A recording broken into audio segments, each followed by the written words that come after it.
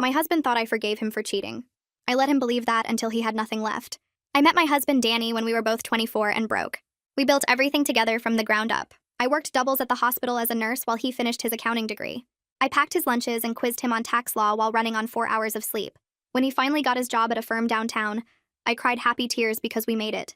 We bought a little house with a yard and I thought that was it. That was our life. 10 years of marriage and I never once doubted him. Then I found out about Holly. She worked at his firm and had been sleeping with my husband for 8 months. I found out because she texted him a heart emoji at 2 a.m. and his phone lit up on the nightstand. I checked his messages while he snored next to me and read 6 months of conversations about how boring I was and how Holly made him feel alive again. He told her I was basically his roommate at this point. He told her I had let myself go. He told her he was only staying with me because leaving would be expensive. I sat in our bathroom and cried for 3 hours. When I came out, I had a plan. The next morning, I confronted Danny and watched him turn into someone I didn't recognize. First, he denied it. Then, when I told him I read everything, he got mad at me for going through his phone. He said I violated his privacy. He said if I had been more attentive, he wouldn't have needed to look elsewhere. He actually told me that Holly understood him in ways I never could. I asked if he wanted a divorce and he laughed. He said Holly was fun, but she wasn't wife material. He said I was overreacting and that it was just physical. He promised to end it if I could just let it go and move forward. He said couples get through this all the time. Then he asked what was for dinner. I told him I needed time to think. For 2 weeks, I acted devastated. I cried randomly. I slept in the guest room. I asked him questions about Holly and watched him get annoyed that I couldn't just drop it already. He started coming home with flowers and making dinner reservations. He kept saying we should go to therapy, but only if I promised not to bring up Holly every session because that would be counterproductive. His mother called me and said I should be grateful he chose me over the other woman. She said men have needs and sometimes wives get too comfortable. She told me her own husband had a wandering eye and she handled it with grace.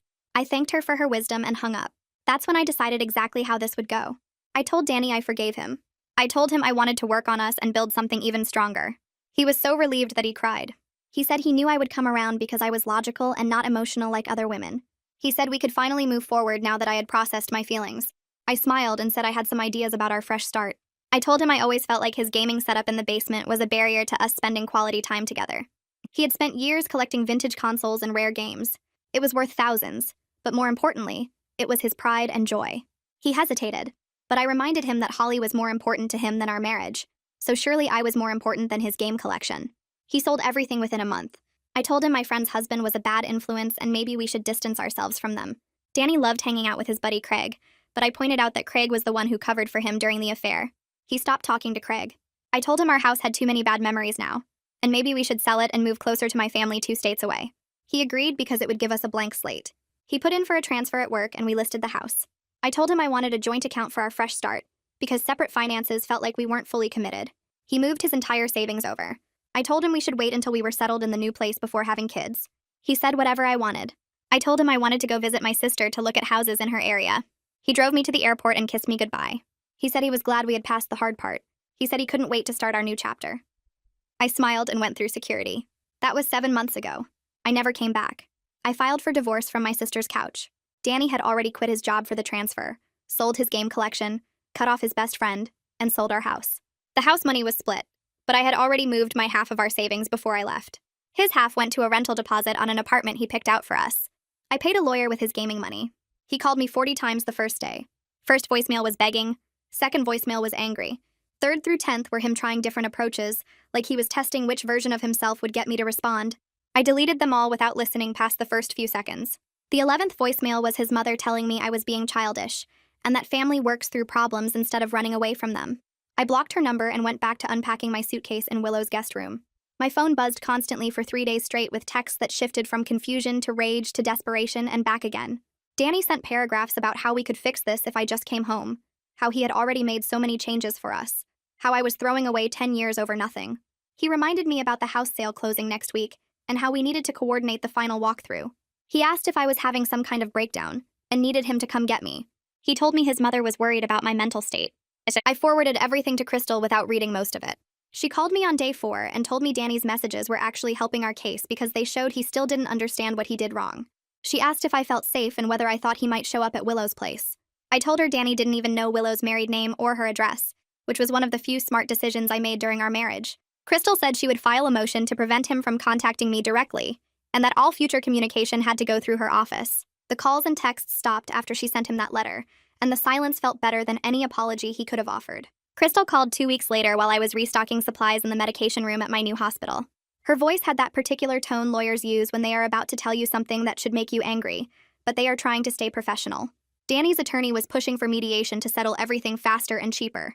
She thought we should refuse because his desperation meant we had leverage, but she wanted my input before responding. I locked the medication room door and leaned against the supply cart, while she explained that mediation could save months of court dates, but might also pressure me into accepting less than I deserved. I asked her what she honestly thought we could get if we went to trial versus mediation. She said trial would take longer and cost more, but the outcome would probably be similar since the facts were clearly on my side. I told her I was willing to mediate if it moved things forward, but I was not compromising on what I was owed. She made a satisfied sound and said she would set it up with terms that protected my interests. Before she hung up, she mentioned that Danny's attorney sounded tired, which she took as a good sign. I went back to counting medication doses and realized my hands were completely steady. I met Willow for coffee 3 days later at a place near her house with good pastries and quiet corners. She hugged me before we even ordered and held on longer than usual, which made my throat tight in a way I was not expecting. We got our drinks and sat by the window where the afternoon light made everything look softer than it actually was. She told me she was proud of how I handled everything, but worried about whether I was actually processing my feelings or just staying busy. I stirred my coffee and admitted I did not know the difference right now, but staying busy felt safer than falling apart. She reached across the table and squeezed my hand. She said both things could be true, that I could be strong and still need time to grieve what I thought my marriage was. I had not cried since leaving Danny, and suddenly I was crying in a coffee shop while Willow handed me napkins and blocked me from the view of other customers with her body. She did not tell me to stop or that everything would be okay. She just sat there while I cried about 10 years I could not get back, and a man I thought I knew who turned out to be someone completely different. When I finally stopped, she ordered us more coffee and a chocolate croissant to split, and we sat there not talking for a while in a way that felt more comforting than any words could have been. The mediation got scheduled for 3 weeks out, and Crystal sent me a detailed list of everything we were asking for and why I was entitled to it. I printed the document and read through it twice at Willow's kitchen table while she made dinner. The numbers were fair but firm, and seeing it all laid out made me realize how much I contributed to a life Danny claimed was his achievement. My labor, my money, my support, all of it quantified on paper in neat columns that showed exactly what I gave up while he built his career. Crystal had included the cost of his education, which I primarily funded through my nursing income. She listed the mortgage payments I made during the months he was between jobs. She calculated my contribution to his retirement account through the household expenses I covered, so he could maximize his contributions. She even included the market value of the domestic labor I provided, cooking and cleaning and managing our home while working full-time. The total was substantial enough that I had to read it 3 times to make sure I was seeing it correctly. Willow looked over my shoulder and whistled. She said Danny was going to lose his mind when he saw these numbers, and I realized I did not care if he did. 2 days later, Crystal called to say Danny's attorney had contacted her asking if I would be willing to speak with Danny directly before mediation. She relayed this with obvious skepticism in her voice, like she was reading me something ridiculous she found on the internet. His attorney suggested it might help us reach an agreement more easily if we could just talk things through like adults. Crystal waited for my response with the kind of silence that meant she already knew what I was going to say, but wanted me to say it anyway. I told her absolutely not, that anything Danny wanted to say to me could be said through lawyers in a professional setting. She sounded relieved by my answer and said she would shut down any future requests for direct contact.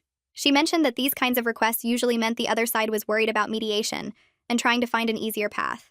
I asked if that meant we had the advantage, and she said it meant Danny was finally starting to understand he could not charm or manipulate his way out of consequences. Before we hung up, she reminded me not to respond to any attempts Danny made to contact me outside official channels, and I promised her I would not.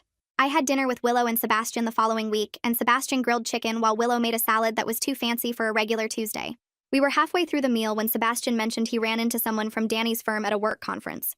The guy recognized Sebastian's last name and asked if he was related to me, then proceeded to tell him that the affair with Holly was common knowledge among Danny's coworkers. Apparently Danny and Holly were not subtle, and people had been gossiping about it for months before I found out. They had been seen leaving together after work, taking long lunches, and Danny had Holly's photo as his phone wallpaper for a while. I set down my fork and felt humiliated all over again, realizing how many people knew while I worked doubles and packed his lunches. Willow reached over and squeezed my arm. She said those people were not my friends, and their opinions did not matter, but I could tell she was angry on my behalf. Sebastian apologized for bringing it up, but I told him I was glad to know.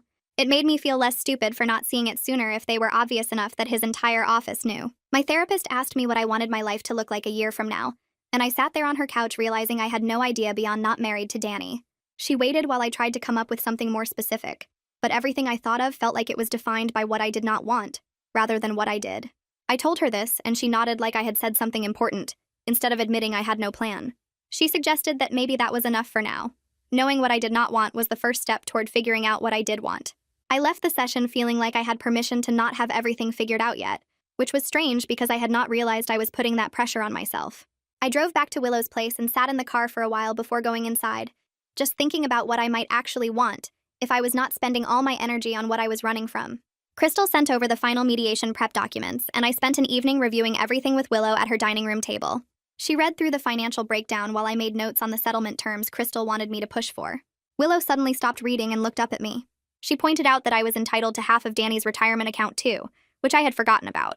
The number was substantial, more than I expected because he had been contributing the maximum amount for years while I covered more of our regular expenses. I added it to the list of things I was not backing down on, and Willow said Danny was going to need a second job just to recover from this divorce. I did not feel bad about it. He told Holly he was only staying with me because leaving would be expensive, so I was just making sure he was right about that. I picked up an extra shift at the hospital and ended up working with a doctor who was going through a divorce herself. We had a quiet moment during a lull between patients, and she asked how I was handling everything. I gave her the short version, and she listened while restocking exam gloves. She told me she stayed 2 years longer than she should have because she was afraid of starting over. She looked at me and said I was brave for leaving when I did, and I realized maybe I was. It had not felt brave at the time. It felt necessary and angry and like the only choice I had left. But sitting there in the break room with someone who understood what it cost to leave, I thought maybe brave and necessary could be the same thing. The day before mediation, Danny sent another email through Crystal begging me to reconsider the divorce entirely. He said he had changed, that losing everything made him realize what matters, that he would do anything to fix this. Crystal forwarded it with a note asking if I wanted to respond. I read it once and felt nothing except tired. I told her my presence at mediation tomorrow was my response, that I was done talking and ready for action. She sent back a thumbs up emoji, which made me laugh because it felt like exactly the right amount of respect to give Danny's last attempt at manipulation. I walked into the mediation office wearing my favorite dress and the confidence of someone who has nothing left to lose. The building was newer than I expected, all glass and steel with uncomfortable modern furniture in the waiting area. Danny was already there with his attorney, sitting in chairs that faced away from the entrance. He turned when the door opened and I got my first look at him in months. He looked terrible. He had lost weight, enough that his clothes did not fit right and hung off his shoulders. His face was drawn and he had circles under his eyes that made him look older than he was. He could not meet my eyes, just stared at his hands while his attorney stood up to greet Crystal. The attorney looked tired too, like this case had been exhausting for everyone except me and Crystal. We shook hands with the mediator, a woman in her 50s with gray hair and an expression that suggested she had seen every kind of divorce drama and was not impressed by any of it. She directed us to a conference room and explained the process, while Danny kept stealing glances at me like he was trying to figure out if I was real. The mediator opened the session by explaining the process, while Danny's attorney shuffled papers and cleared his throat. He started right away, painting me as someone who tricked Danny into giving up everything important to him. He said I took advantage of Danny's guilt and manipulated him into selling his belongings and leaving his job. He made it sound like I planned the whole thing from the beginning just to hurt Danny, not because Danny destroyed our marriage by sleeping with someone else for 8 months. Crystal sat quietly and let him talk, taking notes while his voice got louder and more confident. When he finished, she opened her folder and pulled out printed copies of text messages between Danny and Holly. She read them out loud in a calm voice, the parts where Danny called me boring and said I let myself go. She read the message where he told Holly he was only staying with me because divorce would be expensive. Then she pulled out a second document showing the timeline of the affair, 8 months of Danny lying to my face while I worked doubles at the hospital. She mentioned his mother's phone call advising me to accept his cheating with Grace, and the mediator's expression changed completely. She looked at Danny like she was seeing him for the first time and not in a good way. His attorney tried to interrupt, but Crystal kept going, laying out every piece of evidence that showed Danny made his own choices and lived with the results. By the time she finished, the mediator was taking notes and Danny was staring at the table. We took a break after 2 hours, and I walked into the hallway to get away from the conference room. Danny followed me out and said my name like it hurt him physically to speak. I turned and looked at him directly for the first time since I left 7 months ago. He looked worse up close, with new lines around his eyes and a desperate expression that probably worked on other people. I waited for some feeling to show up, anger or satisfaction or even sadness about what we used to be. Nothing came. I felt the same way I'd feel looking at a stranger in a grocery store, just blank recognition that another person existed in the same space. He opened his mouth to say something else, but I walked past him toward the bathroom without responding. Crystal was waiting by the water fountain and raised her eyebrows at me, and I shook my head to show I was fine. We went back into the conference room and kept going. The mediation lasted 6 hours total, breaking only for lunch and bathroom stops. Danny's attorney kept trying different approaches, suggesting we split things differently, or give Danny more time to get back on his feet. Crystal shut down every attempt with facts and numbers, showing exactly why I deserved what we were asking for. She brought up the money I spent supporting Danny through school, the years I worked extra shifts so he could focus on his career, the retirement contributions he made while I covered our regular bills. Everything was documented and clear. No room for argument about who contributed what. Around hour 5, I watched Danny's attorney lean over and whisper something to Danny that made his face go pale. They asked for another break and went into the hallway for 15 minutes. When they came back, the attorney told the mediator that going to court would cost Danny more in legal fees than he would save fighting our settlement terms. He recommended Danny accept the agreement we proposed. Danny's hands shook when he picked up the pen to sign the papers. Mine stayed completely steady while I signed my name next to his. Crystal squeezed my shoulder as we gathered our things to leave, and I realized the hardest part was actually over now. Everything else was just paperwork and waiting. The settlement gave me exactly what I earned, half of everything we built together plus repayment for the money I spent on Danny's education. The total came to enough that I could start completely over without worrying about finances for a good while. Crystal broke down the numbers for me in her office after we left the mediation, showing me what would come from the house sale, what came from his retirement account, and what counted as education reimbursement. I had earned every single dollar through years of double shifts and sacrifices Danny took for granted. He kept his car, which was nearly paid off, and his credit card debt, which he created buying gifts for Holly. That seemed fair to me, given he created both situations himself. Crystal said the final divorce papers would take a few weeks to process through the court system, but the hard part was done. I thanked her and left her office feeling lighter than I had in months. Willow and Sebastian took me to dinner at a nice restaurant downtown to celebrate, the kind of place with cloth napkins and a wine list. I ordered what I wanted without checking prices or thinking about whether Danny would like it. Willow raised her glass halfway through the meal and made a toast to new beginnings, and Sebastian joined in with an encouraging smile. I realized sitting there that I actually believed in new beginnings now, not as some vague concept, but as a real thing happening in my life. The future stopped feeling like something to be scared of, and started feeling like something full of options I got to choose. We stayed late talking and laughing, and I noticed I was laughing without having to force it or pretend. The sound came naturally, like my body remembered how to feel happy without permission. Crystal called me at work the following week while I was restocking supplies in an exam room. She said the judge signed off on everything and the divorce was officially final. I was legally free, no longer tied to Danny or the life we built together. She sounded genuinely happy for me, almost excited, and I thanked her for fighting so hard to get me what I deserved. She told me I made her job easy by knowing exactly what I wanted and never backing down from it. She said most people waver or feel guilty and try to be generous to someone who hurt them, but I stayed clear and firm the whole time. That quality was rarer than I probably realized. We said goodbye, and I finished my shift feeling like a different person than the one who walked into that mediation office. I spent the next weekend actually furnishing my apartment instead of living with the bare minimum. I bought a couch in a color I loved, deep blue that Danny would have hated. I picked out artwork for the walls, bright abstract pieces that made me happy to look at. I arranged everything exactly how I wanted it without asking anyone's opinion or compromising on placement. Every single item in my space reflected my taste, my choices, my preferences. Walking through my apartment felt like walking through a physical representation of my independence. Nothing here belonged to Danny or reminded me of our marriage. This was entirely mine. My manager pulled me aside at the hospital during a quiet moment and asked if I would be interested in the charge nurse training program. It came with a significant raise and leadership responsibilities, the kind of career advancement I never had time to pursue when I was supporting Danny's ambitions. I accepted immediately without needing to think about it or discuss it with anyone. My career had room to grow now that I was only focused on my own goals. The promotion felt like proof that I was never the boring roommate Danny described to Holly. I was capable and skilled and valuable, and now I had the space to show it. Willow called me a few days later with news she heard through mutual friends back home.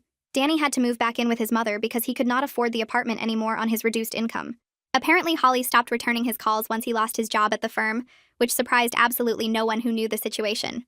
I felt a small flash of something that might have been satisfaction, but mostly I just felt relieved. None of his problems were mine to solve or worry about anymore. He made his choices and now he was living with them, same as I was living with mine. The difference was, my choices led somewhere better. A coworker set me up on a date with her cousin, insisting I was ready to start meeting people again. I agreed mostly to be polite and because she seemed so excited about it. The guy was nice enough, polite and reasonably attractive, with a decent job and no obvious red flags. We had dinner at an Italian place and talked about normal things like work and hobbies and weekend plans. I spent the whole meal comparing him to Danny in my head, noticing small things he did differently or ways he reminded me of my ex-husband. By dessert, I realized I was not actually ready at all to date someone new.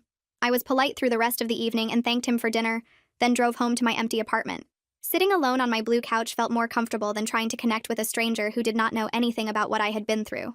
My next therapy session happened a few days later, and I brought up the date that went nowhere. My therapist listened while I explained how I spent the whole meal comparing the guy to Danny, and realized halfway through dessert that I wasn't ready. She nodded and told me that not being ready was perfectly fine, and didn't mean I wouldn't be ready eventually. Then she asked what I was afraid of, and I had to think about it for a minute. I told her I was scared of trusting someone again and being wrong, of missing red flags like I did with Danny, of building a life with someone who would turn into a stranger.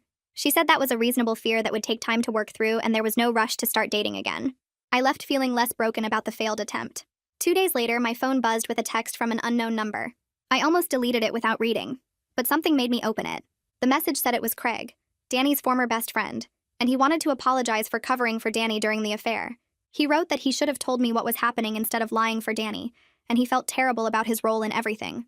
He said he knew it was too late, but wanted me to know he was sorry. I read the message 3 times and felt nothing. Craig made his choice when it mattered, and his guilt now didn't change anything that happened. I appreciated the apology in theory, but I didn't respond. Some people apologize to make themselves feel better, not to actually help the person they hurt. The charge nurse training program started the following Monday, and I threw myself into learning leadership skills and advanced clinical procedures. The instructor was a woman in her 50s who had been a nurse for 30 years, and she ran the sessions like a military operation. We learned how to manage difficult staff situations, handle emergency protocols, and make split-second decisions under pressure. During one simulation exercise, she pulled me aside and commented that I had a natural ability to stay calm under pressure. I thanked her and thought about how I stayed calm while planning my exit from a 10-year marriage, dismantling Danny's entire life piece by piece without him noticing. Some skills transferred in unexpected ways. The training was intense, but I loved it. Loved feeling competent and capable in a way that had nothing to do with supporting someone else's dreams. Willow called me that weekend sounding excited, and I could hear Sebastian in the background telling her to slow down. She told me they were expecting a baby, due in about 7 months, and asked if I was okay with being an aunt.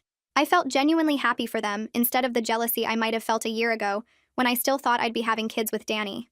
I congratulated them both and listened to Willow talk about nursery colors and baby names, and I realized I wasn't mourning the life I thought I'd have anymore. I was just living my actual life and finding it surprisingly fulfilling. Being an aunt felt like the perfect amount of family expansion right now. All the joy without the responsibility of my own kids. I ran into someone from my old neighborhood at a coffee shop near the hospital a few days later. She recognized me first and came over to my table, and I remembered her as the woman who lived 3 houses down from us. She asked how I was doing and told me everyone back home knew what Danny did, and most people thought he got what he deserved. She said his mother tried to spin it like I abandoned him, but too many people knew about Holly for that story to stick. I thanked her for telling me and realized I didn't actually care what people back home thought. Their opinions didn't affect my life anymore, and Danny's reputation wasn't my problem to manage or worry about. My 6-month review at the hospital happened right on schedule, and my manager called me into her office with a folder full of paperwork. She went through my performance metrics and patient feedback, all of which were outstanding, and told me I was exactly the kind of nurse they wanted to build their team around. The praise felt earned in a way nothing in my marriage ever did. This was my work, my competence, my achievement. Nobody could take credit for what I'd built here or claim they supported me through it. I walked out of that meeting with a raise and a sense of pride that belonged entirely to me. I tried another date a few weeks later, this time with someone I met naturally at a bookstore instead of a setup. He was browsing the same section I was, and we started talking about the book I was holding. His name was Matthew, and he seemed normal and kind, with an easy smile that didn't feel forced. We got coffee after the bookstore and talked about books and travel and our jobs, and I managed to get through the whole evening without mentioning my divorce. He asked to see me again, and I said maybe, which felt like progress. I wasn't ready to commit to anything, but I also wasn't running away from the possibility. My therapist and I talked about forgiveness during my next session, and she asked if I'd forgiven Danny for what he did. I told her I hadn't forgiven him and I didn't plan to, but I also didn't think about him much anymore. She said that was actually better than forgiveness, that it was indifference, which meant he no longer had power over my emotional state. Forgiveness felt like something I would do for him, and I wasn't interested in doing anything for Danny ever again. Indifference was mine, a blank space where he used to live in my thoughts. I went to dinner at Willow and Sebastian's house the following weekend, and Willow asked if I had any regrets about how I handled everything. I thought about it honestly while cutting into my chicken, and told her my only regret was not seeing who Danny really was sooner. She pointed out that I couldn't have known until he showed me, which was true but didn't make the wasted years feel less frustrating. Sebastian added that some people are good at hiding who they really are, and I shouldn't blame myself for believing the person Danny pretended to be. I appreciated them both trying to make me feel better, but part of me would always wonder what signs I missed. Matthew asked me out for a third date, and I realized I was actually looking forward to it instead of dreading it. We went hiking at a state park an hour outside the city, and the physical activity made conversation easier somehow. He told me about his own divorce 3 years ago, how his ex-wife cheated with a coworker, and he spent a year being angry before he finally moved on. I appreciated that he understood what it was like to rebuild your life from scratch, to learn how to trust yourself again after someone you loved betrayed you. We didn't talk about our exes the whole time, just enough to acknowledge we both knew what the other had been through. The rest of the hike we talked about normal things, and by the time we got back to the parking lot, I was thinking about a fourth date. I finished the training program 2 weeks ahead of schedule and got my official promotion with a raise that made me check the number twice. My first paycheck in the new position showed up in my account on a Thursday morning, and I sat in my car outside the bank staring at the deposit amount. It was more than Danny and I used to make together when we were supposedly building our life as a team. I transferred the money to my savings and watched the balance climb, feeling something settle in my chest that had nothing to do with revenge and everything to do with knowing I did this myself. Nobody helped me get here. Nobody took credit for my success, and nobody could claim they supported me through the hard parts. This achievement belonged entirely to me. Matthew texted me that afternoon asking if I wanted to grab dinner, and I realized we'd been seeing each other for 2 months without me really noticing the time pass. We met at a small Italian place near my apartment, and halfway through our pasta, he set down his fork and looked at me with an expression I couldn't quite read. He told me he was falling for me and wanted to know if I was ready for something serious, or if he should slow down and give me more space. I appreciated that he asked instead of assuming, and I told him the truth about still processing my divorce and needing to take things slow. He reached across the table and squeezed my hand, saying he was willing to move at whatever pace I needed because he wasn't going anywhere. That simple statement made me trust him more than any grand romantic gesture could have, and I squeezed his hand back. 3 weeks later, Willow called me at 6 in the morning saying her water broke and she was heading to the hospital. I threw on clothes and drove straight there, meeting Sebastian in the waiting room where he looked excited and terrified in equal measure. The labor took 14 hours and I stayed the whole time, bringing Sebastian coffee and updates from the nurses I knew. When my niece finally arrived, small and red and screaming, the nurse let me hold her after Willow and Sebastian had their first moments. I looked down at this tiny person who was part of my sister and felt something shift in my understanding of what family meant. It wasn't about the life I thought I'd have with Danny, the house and kids and traditional setup I'd imagined. It was about the people who actually showed up for me when things got hard, who chose to be in my life and let me be in theirs. This was my family now, this messy, beautiful reality, and it was enough. My phone buzzed while I was still at the hospital, and I saw a message from Crystal asking me to call her when I had a moment. I stepped into the hallway and dialed her number, and she told me Danny's mother had contacted her office asking for my information. Crystal shut it down immediately and wanted me to know in case Danny's family tried to reach me another way. I thanked her and realized I didn't feel anxious about it at all. They had no power over me anymore, no ability to make me feel guilty or insufficient or wrong for leaving. Any attempt to contact me just proved they still didn't understand what Danny did wrong, and that wasn't my problem to fix. Matthew met Willow and Sebastian for the first time 2 weeks later at a casual dinner at their house. I watched him interact with my family, asking Sebastian about his work and complimenting Willow's cooking and offering to help clean up afterward. He held my niece carefully when Willow asked if he wanted to, supporting her head the way the nurses had shown us. After dinner, Willow pulled me into the kitchen while Matthew and Sebastian loaded the dishwasher, and she told me she liked him. She said he seemed steady and kind, the sort of person who meant what he said. I realized I liked him too, and more importantly, I was starting to believe I could trust my own judgment again. Danny had made me doubt myself so completely that I'd stopped believing in my ability to read people. But Matthew felt different in ways I could name now. My 1-year anniversary of leaving Danny passed on a Tuesday, marked only by a therapy session where I talked about how much had changed. I had a career I was proud of, an apartment I loved, a relationship that felt healthy and equal, and a sense of self I didn't have when I was trying to be whatever Danny needed me to be. My therapist asked if I felt like I got my revenge, and I thought about it before answering. I told her I got something better than revenge. I got my life back, the one Danny tried to convince me I wasn't entitled to. She smiled and made a note in her file, and I left the session feeling lighter than I had in months. Crystal forwarded me an email from Danny the following week with a note asking how I wanted to handle it. He wrote that he was in therapy now, and his counselor suggested making amends to people he'd hurt. He wanted to know if we could talk, if I'd be willing to hear him out and maybe find some closure together. I read it twice and felt nothing, but a mild irritation at being asked to participate in his healing process. I told Crystal to respond that I wished him well in his recovery, but I wasn't interested in being part of it. Some bridges aren't meant to be rebuilt. They're meant to stay burned so you remember not to cross back over them. Work offered me another promotion 3 months later, this time to a leadership position that involved training new nurses and developing clinical protocols for the whole department. My manager called me into her office and told me I had a gift for mentoring people through difficult situations, for staying calm when everything was chaos and helping others find their footing. I accepted the position and thought about how surviving my marriage taught me more about strength and resilience than any training program could. Pain has a way of creating unexpected skills, turning your worst experiences into the foundation for helping other people through theirs. Matthew and I moved in together after dating for 8 months, and I was surprised by how easy it felt to share space with someone again. He respected my boundaries without me having to explain them twice, communicated clearly about everything from finances to household chores, and treated me like an equal partner in every decision we made. I realized this was what a healthy relationship actually felt like, and I was grateful I left Danny before I forgot that was possible. Living with Matthew felt like proof that I'd made the right choice, that walking away from my marriage wasn't giving up, but rather making space for something better. Willow called me one evening while I was cooking dinner and told me she'd heard through some mutual friends that Danny got a job at a smaller accounting firm in another state. She said he seemed to be rebuilding his life slowly, starting over somewhere nobody knew about his affair or the divorce. I listened to her relay the information and felt absolutely nothing. No satisfaction that he was struggling, no anger that he was moving forward, no curiosity about the details of his new life. He was just a person I used to know who made choices that ended our marriage, and now he was someone I didn't think about anymore. I booked a long weekend at a small inn on the coast about 3 months after the divorce was final. Danny never wanted to go to the beach because he said the sand was annoying and there was nothing to do. So I spent 10 years avoiding something I loved because it wasn't his thing. I packed a bag with books I'd been meaning to read and drove 4 hours to a town I'd never visited before. The inn was small and charming, run by a couple who didn't ask questions when I checked in alone. My room had a view of the ocean, and I stood at the window for 20 minutes just watching the waves roll in. I ate dinner at a restaurant where I ordered exactly what I wanted without considering anyone else's preferences.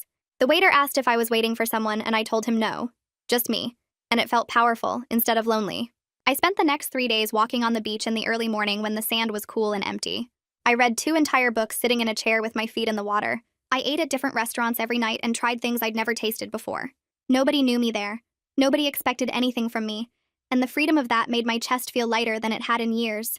On my last morning, I sat on the beach and watched the sunrise, and I realized I was genuinely enjoying my own company for the first time in my adult life. I didn't need someone else to make experiences valid or meaningful. I could do things alone and have them matter just as much. Matthew and I were cooking dinner together on a random Tuesday when he turned off the stove and asked me to marry him. There was no fancy setup, no planned speech, just him standing in our kitchen holding a ring and saying he didn't want to wait for a special occasion to tell me he wanted to spend his life with me. I said yes without thinking, without the fear I expected to feel, without any of the hesitation that should come from someone who's been through what I've been through. He slid the ring onto my finger and kissed me, and I realized this felt completely different because Matthew was completely different.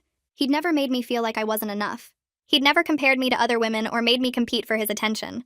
He treated me like an equal partner in every decision we made, and that's what made me certain this was right. We sat down to eat the dinner we were making, and he asked what kind of wedding I wanted. I told him small, just the people who matter, nothing like the big production Danny and I had. He agreed immediately and said he just wanted to marry me. He didn't care about the rest of it. We planned the wedding over the next few months, and everything about it felt easy in a way planning with Danny never did. Willow was my maid of honor, and she helped me find a dress I actually loved, instead of one that looked good in photos. We booked a small venue that held maybe 50 people, and I made a list of family and close friends who'd actually shown up for me over the years. Sebastian agreed to walk me down the aisle since our father died when we were young, and when I asked him, he teared up and said he was honored. Matthew and I wrote our own vows because the standard ones felt too generic for what we were building together. I wasn't performing happiness this time. I wasn't trying to convince anyone that my marriage was perfect. I was just marrying someone who saw me as a whole person and respected me enough to be honest, even when it was hard. The wedding day arrived, and I woke up feeling calm instead of anxious. Willow helped me get ready, and when I looked in the mirror, I saw someone who chose herself first and ended up with something real instead of settling for something that looked good from the outside. The ceremony was simple and perfect. Sebastian walked me down the aisle, and I saw Matthew waiting for me with tears in his eyes. During our vows, he promised to be honest even when it was hard, to respect my independence, and to never make me feel like I wasn't enough. I promised the same things, and I meant every single word. When he kissed me, I felt like I was exactly where I was supposed to be. The reception was small and filled with people who genuinely cared about us. Willow gave a speech about how proud she was that I chose myself, and several people came up to me throughout the night to say they were happy I found someone who treated me right. I danced with Matthew, with Sebastian, with my niece, and I felt genuinely happy instead of performing for other people. Our honeymoon was 2 weeks in Italy, and we spent our evenings talking about what we wanted our marriage to look like. These conversations were so different from anything I had with Danny. Matthew and I discussed our career goals and how we could support each other without either person sacrificing their ambitions. We talked about financial planning and agreed to keep some money separate so we both maintained independence. We discussed how to handle disagreements and promised to communicate clearly instead of letting resentment build. Partnership felt like collaboration instead of one person giving up pieces of themselves to make the other person comfortable. I realized this was what marriage should have been all along. 2 whole people choosing to build something together, instead of one person shrinking to fit into someone else's life. I got back from the honeymoon to an email from my manager asking me to come in for a meeting. She offered me the position of Director of Nursing Education, a role that came with significant responsibility and recognition within the hospital system. It meant I'd be training new nurses and developing protocols for the entire department. I told Matthew about the offer that night, and he was genuinely excited for me. He asked what I wanted to do, and when I said I wanted to accept, he opened a bottle of wine to celebrate. I realized I'd built a career I was proud of entirely on my own merit, without anyone taking credit for my work or expecting me to put their ambitions first. Willow and I took our niece to the park on a Saturday afternoon, and while we were pushing her on the swings, Willow asked if I ever wondered what my life would be like if I'd stayed with Danny. I thought about it honestly before answering. I told her I didn't wonder because I knew exactly what it would be like. I'd still be working doubles to support his career while he told other women I was boring. I'd still be making myself smaller to fit into his idea of what a wife should be. I'd still be performing happiness instead of actually feeling it. She stopped the swing and hugged me hard, and when she pulled back, she said she was glad I chose myself. I watched my niece run toward the slide, and I thought about the example I was setting for her by refusing to accept less than I deserve.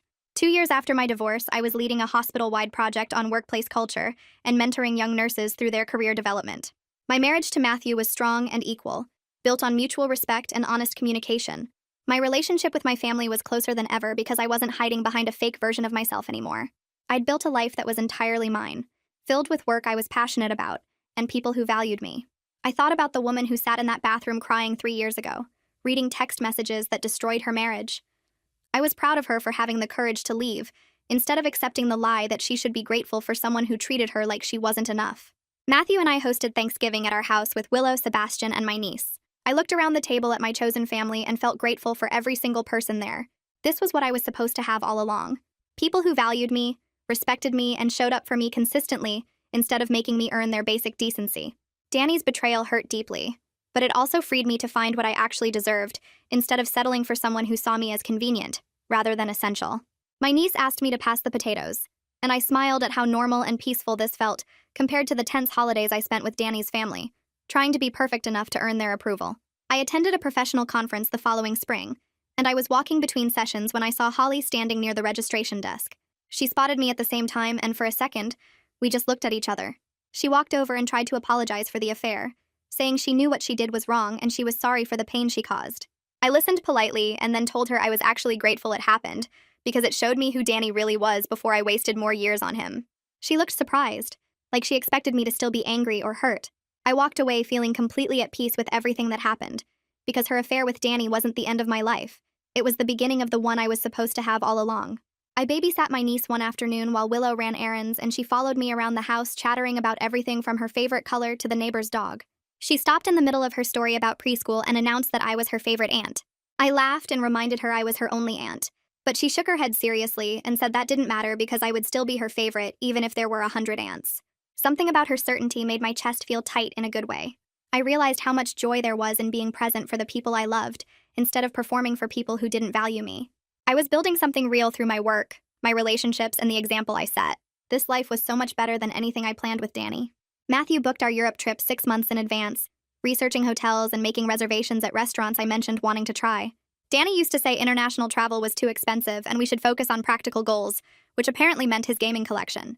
We landed in London first and spent 3 days walking through museums and eating at pubs before taking the train to Paris. I stood at the top of the Eiffel Tower with Matthew's arm around me and took a photo of the city spread out below us. I texted it to Willow with the caption, "Living my best life," and I meant it completely. We spent 2 weeks exploring cities, trying foods I couldn't pronounce, and making memories that belonged only to us. Every moment felt like proof that I was right to leave. The Nursing Leadership Conference took place in a convention center downtown, and I spent 2 days attending workshops and networking with other educators. On the final day, they announced the Clinical Education Innovation Award, and my name got called. I walked to the stage feeling surprised and grateful, accepting the plaque while people applauded. During my speech, I talked about resilience and reinvention without mentioning my divorce directly, focusing instead on how challenges can redirect us toward better paths. Afterward, 3 women approached me separately to say my story inspired them to make changes in their own lives. I realized my pain created purpose in ways I never expected. I sat in my living room on a quiet Sunday morning 3 years after I left Danny, drinking coffee and watching Matthew read the newspaper. Our house had big windows that let in morning light, furniture we picked out together, and photos from our travels covering one wall. I thought about my career as director of nursing education, the respect I'd earned through my own work, and the future we were planning that actually excited me. I didn't regret the revenge I took because it wasn't really about hurting Danny. It was about reclaiming my power and refusing to be the person he tried to make me. I chose myself, and it turned out to be the best decision I ever made.